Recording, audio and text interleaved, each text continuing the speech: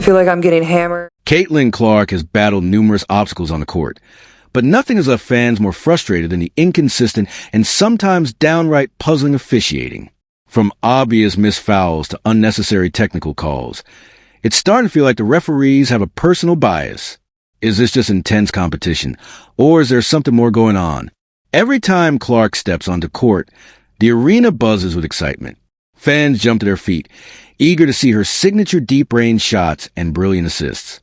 But instead of just focusing on her performance, Clark finds herself having to be cautious, not just of defenders, but of referees seemingly waiting to blow the whistle at the most questionable moments.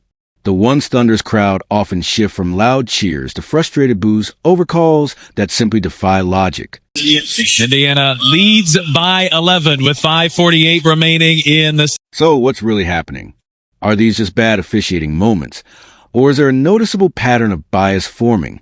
We're breaking down 10 of the most shocking, game-altering calls that had fans, analysts, and even players completely baffled.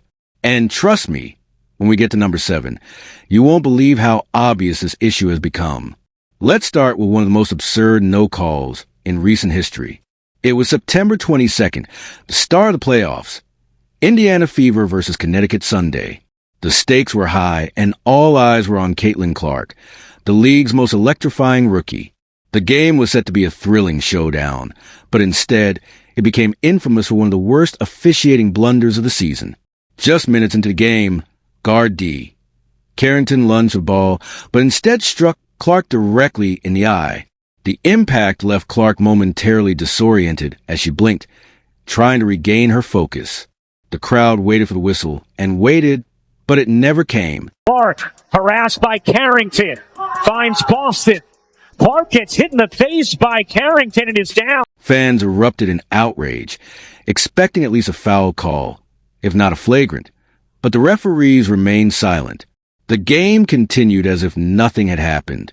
Meanwhile, Clark, clearly shaken from the hit, struggled to find her rhythm.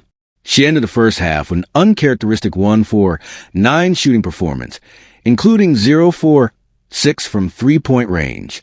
A noticeable bruise formed around her eye, a physical reminder of yet another missed call. And Park remained on the ground after absorbing the contact, following her pass to Boston.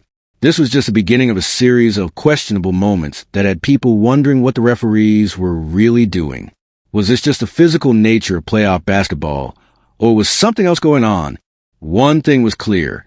Clark wasn't going to receive the typical superstar treatment. Instead, she seemed to be on the receiving end of some of the worst no-calls the league had to offer. As everyone else has seen this angle. I'm calling her in, and I'm saying to her, I need answers. Angry fans took to social media, demanding accountability from the league. One furious viewer labeled it the worst officiated basketball game ever, while another called the refereeing an absolute embarrassment. Despite the growing frustration, Caitlin Clark did what she always does, stayed focused and kept competing. But the biased officiating didn't stop there. Throughout the game, Clark endured relentless physical play, being held, shoved, and repeatedly hit. Yet the whistle remained silent. No calls, no protection, just an expectation for her to push through it all. Take a look at this moment when Marina Ma aggressively defended Clark as she secured her first postseason bucket. Clark trying to get around Mabry. Clark to the rim, reverses it home through the contact. Even the game's commentators couldn't ignore the excessive contact, calling out the blatant fouls. But the referees remained indifferent. Clark, however, refused to let the missed calls define her. She adapted, found other ways to contribute, and proved once again why she's one of the toughest competitors in the league. But this isn't just about one game. It highlights how officiating can influence outcomes, and more importantly, put players at risk. Then came another shocking moment of physicality that left fans questioning the fine line between aggressive defense and outright dangerous play. This time, it was during an August 28th matchup against the Connecticut Sun. Everything seemed normal until Alyssa Thomas bulldozed through Clark, delivering a forceful shoulder check that sent the rookie crashing to the floor. The arena collectively gasped in disbelief. The hit was brutal, yet somehow officials only called a common foul. Fans were livid. "That's not basketball," one person tweeted. Another called it a cheap shot with intentional force. The overwhelming consensus? It should have been ruled a flagrant foul, and the failure to call it as such only fueled concerns over officiating inconsistencies in the WNBA. Despite the relentless physicality, Clark refused to let it shake her confidence. She shook off the hit, got back on her feet, and went straight to work, once again proving why she's one of the most determined athletes in the league. Alyssa Thomas. Yeah, they're not going to look at this. That's thought they might. Gotten the fans here fired. Just when it seemed Clark had handled every challenge thrown her way, a new controversy arose. This time from an unexpected source. Picture this.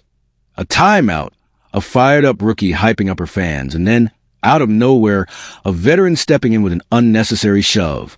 How did the referees respond? During an August 18 game against the Seattle Storm, Clark was near the Seattle bench, feeding off the crowd's energy. Then suddenly, Skylar Diggins-Smith made her move.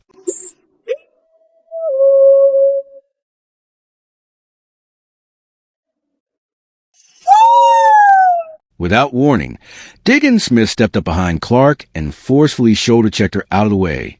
The initial excitement in the arena turned into stunned silence, followed by an explosion of boos. Yet again, the referees let it slide. No foul, no warning, nothing. This moment instantly ignited a debate on sportsmanship and fairness. Fans took to social media, demanding answers. How is this not a foul? One asked. Another questioned why certain players get away with blatant aggression, while Clark is constantly scrutinized. Okay, by now I'm sure you've seen Skylar Diggins assault.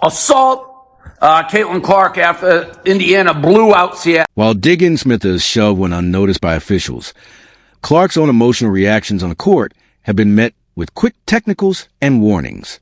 So the question remains, was this just inconsistent officiating, or is there a deeper issue within the WNBA?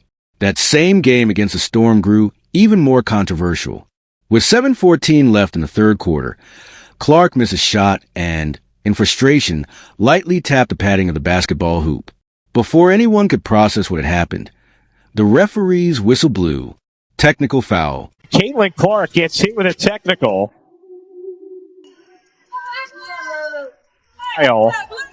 After The call sent shockwaves through the arena. Fans were divided. Was this truly unsportsmanlike behavior, or just a natural reaction to a tough moment? The debate raged on as Clark explained herself, but the damage had already been done. I got a technical for basically being mad at myself because I missed the three and then I went and hit the backboard, and he told me it was disrespectful to the game of basketball. Despite the questionable call, Clark didn't let it rattle her. She stayed locked in, determined to lead her team to victory. Where others might have let frustration get the best of them, she responded in the only way she knows, by letting her game do the talking. I think he fired me up to continue to play a lot harder. I thought we got a lot better after he did that, so I want to thank him for that. Clark didn't just move past it. She dominated, brushing off the shove from Diggins-Smith and ignoring the technical foul. She remained focused and led the Fever to a commanding 17-point win, dropping an impressive 23 points. Nothing to do with my team. It had nothing to do with their reffing. Had nothing to do with other team. It was just because I'm a competitor. But here's where things get even more interesting.